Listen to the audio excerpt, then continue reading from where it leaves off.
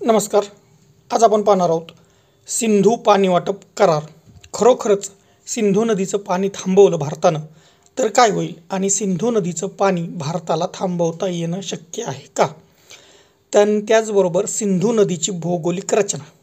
आता भारत पाक या संघर्षाचं कारण की भरपूर वेळा दहशतवाद हा नसानसात भिनलेला देश म्हणजे पाकिस्तान आहे आणि पाकिस्तानला जर धडा शिकवायचा असेल तर सिंधू पाणी वाटप करार भारतानं रद्द केला आहे आणि आता सध्या भारताचं युद्धही चालू आहे.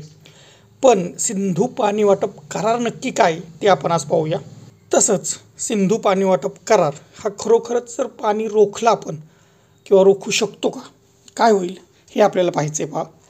तर सिंधू पाणी वाटप करार वास्तविक हा करार 1960 सालामध्ये झालेला आहे आणि त्यानंतर सुद्धा सिंधू नदीच्या प्रवाहाखालून बरेच पाणी वाहून गेले. 1960 साली या दरम्यान 1965, 1971, 1999ची युद्धही झालेली आहेत.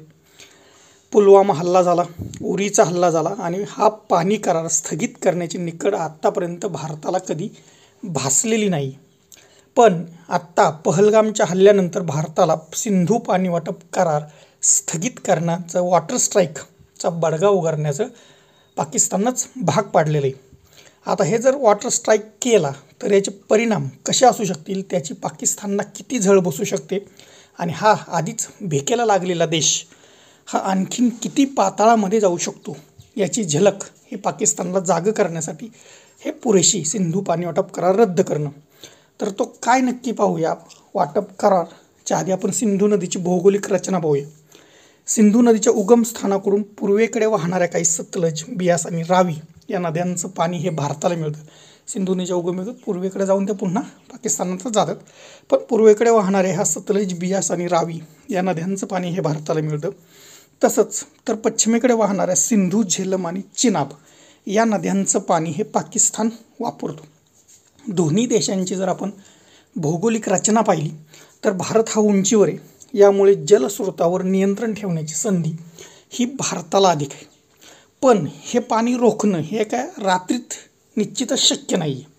त्याचं कारण म्हणजे त्या भागात असलेली भौगोलिक परिस्थिती, त्या भागांमध्ये असलेल्या धरणांचा अभाव आणि त्या भागांमध्ये एवढं पाणी थांबवण्यासाठी बांधता येणारी धरणं, त्यासाठी लागणारा खर्च, त्यासाठी असणारी जागा, हेही भरपूर अगणित अडचणी येतं तिथं.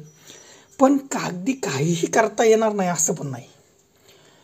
तुर्तास तरी भारतानं 3 टप्प्यांमध्ये सिंधूचं पाणी कसं रोखता येईल यावर लक्ष केंद्रित केलं आहे आणि म्हणूनच पाकिस्तानचं सध्या अक्षरशः धाबदन आणलं आहे आणि पाकिस्तान हमरीतुमरीवर आलेलं आहे. तर ज्या अर्थी सरकार म्हणते आम्ही सिंधू नदी की रद्द करून ते पाणी थांबू, त्या अर्थी सरकारनं काहीतरी नियोजन केलं असेल, पुढच्या काही वर्षांचं प्लॅनिंग केलं असेल. काहीच प्लॅनिंग नाही केलं, नुसतंच बोलणं असंही होऊ शकत नाही. म्हणजे सरकारच्या काहीतरी डोक्यात आहे, त्या दृष्टीनं पावलं पडायला सुरुवात झालेली असतील. भले त्याला लगेच ते होणार नाही, पण ती काही दिवसांनी हे पाणी आपण थांबवू शकतो इथपर्यंत तयारी सरकार करत आहे. तर सिंधू पाणी वाटप करार नक्की काय हा करार? तर सिंधू पाणी वाटप करार हा भारत आणि पाकिस्तान या 2 देशांमध्ये झालेला नद्यांच्या पाणी वाटपासंदर्भाचा करार आहे. जवळपास दशकभराच्या वाटाघाटीनंतर सिंधू नदी आणि तिच्या खोऱ्यातील अनेक काही उपनद्या पाणी वाटपासंदर्भात जागतिक बँकेनं पुढाकार घेऊन या 2 देशांमध्ये हा करार करण्यात आला. जवळपास 10 वर्ष वाटाघाटी झाल्यानंतर या भारत आणि पाकिस्तान याच्या दोघांमध्ये हा करार झाला. हा करार झाला कराची या ठिकाणी 19 सप्टेंबर 1960 19 सप्टेंबर 1960 कराची येथे हा करार संमत झाला. भारतातर्फे या करारावर स्वाक्षऱ्या केली ती पंतप्रधान पंडित जवाहरलाल नेहरू आणि पाकिस्तानतर्फे त्यांचे अध्यक्ष होते अयूब खान यांनी या करारावर स्वाक्षऱ्या केल्या आहेत. सिंधू, चिनाब आणि झेलम या पश्चिमेकडून वाहणाऱ्या नद्यांमधील पाणी पाकिस्तानला वापरता येईल, तर रावी, बियास आणि सतलज या पूर्वेकडील पाण्याबाबतचा निर्णय किंवा ते सर्व अधिकार हे भारताला असतील असा ठराव यामध्ये करण्यात आलेला आहे. याशिवाय पश्चिमेकडच्या नद्यांमधून भारताला एकूण पाण्यापैकी 20% पाणी हे उपलब्ध असणार आहे आणि हे कराराद्वारे सुनिश्चित करण्यात आलेले की ज्या पश्चिमेकडील नद्यांमधून भारताला जे एकूण जे पाणी मिळणार आहे त्या पाण्यामधले सुद्धा 20%च पाणी हे भारतासाठी उपलब्ध असतं. हेही या सिंधू पाणी वाटप करारामध्ये निश्चित करण्यात आलं होतं. 2016मध्ये जो उरी हल्ला झाला त्यावेळेसच पंतप्रधान नरेंद्र मोदी यांनी म्हटलं होतं की पाणी आणि रक्ताचे पाठ एकाच वेळी वाहू शकत नाहीत, असा इशारा त्यांनी पाकिस्तानला दिला होता. पण शहाण्याला शब्दांचा मार असं म्हणतो ते. आता पाकिस्तान किती समजलं आहे, काय कळलं आहे, त्यांना ते कळलं नाही की त्यावेळेस काय नक्की म्हटले होते आणि त्याचा पुढं परिणाम काय होऊ शकतो. तर बा, आणि हे पाकिस्तानला समजू पण शकत नाही.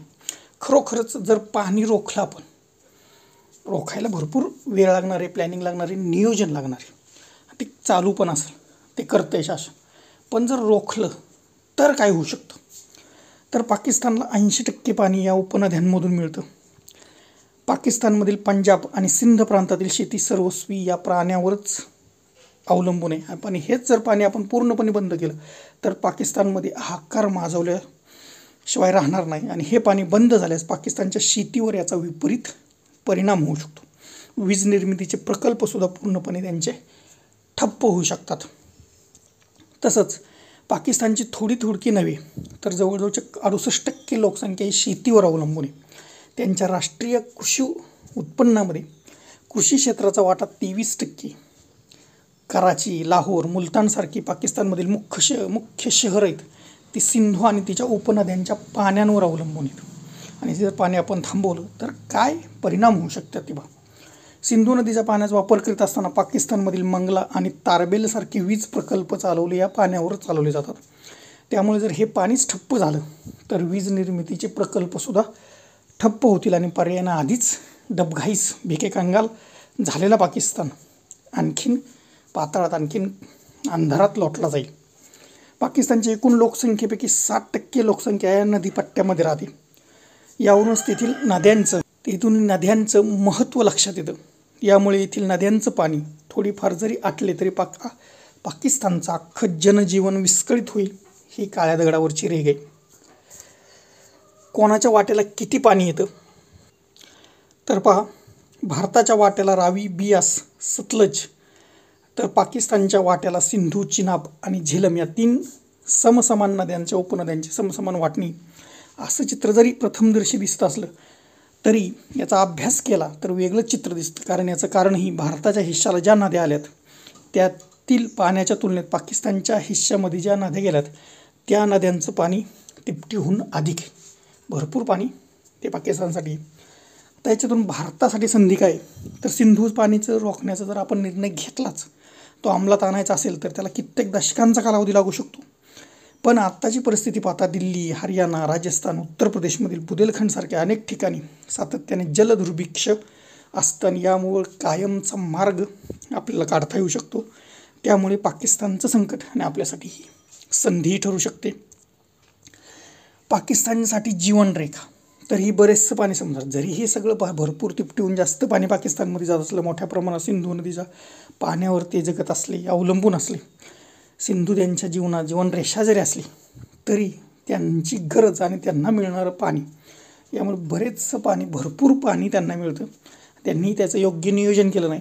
त्यामुळे सिंधूचं बरेचसं पाणी कोणत्याही वापराशिवाय समुद्रामध्ये जाऊन मिळतं. आणि इकडे भारतात इच्छा असूनही या करारामुळे आपण त्या पाण्याचा वापर करू शकत नाही. आणि तो जर आता स्थगित केला आपण तर आपण अजून काही 10 वर्षांनी त्यावर की या जिथं आपल्याला पाणी दुर्भिक्ष आहे, राजस्थान, उत्तर प्रदेश त्या भागांमध्ये तिथं आपण ते पाण्याचा वापर करू शकतो. सिंधू करार हे ज्यावेळेस झाला त्यावेळेसच काही राजकीय तज्ज्ञ ही चूक होती किंवा ही चुकीचा करार झाला आहे असंही म्हणत होते. असाही पाहणारा गट आहे. त्यांच्यासाठीही ही चूक दुरुस्त करण्याची एक संधी आहे देखील तितकंच खरं आहे. पण आता भारत आणि पाक आता युद्धाचे परिणाम काय होतात त्यानुसार भारताचे सरकार काय निर्णय घेते आणि हे कुठपर्यंत ताणलं जाते ते पाहूया. आणि जर असं झालंच तर पण भारतासाठी सिंधू करार रद्द करणं ही एक संधी आहे. त्यासाठी प्रयत्न करणं गरजेचं आहे आणि भारतानं ते प्रयत्न चालू केलेले आहेत. धन्यवाद.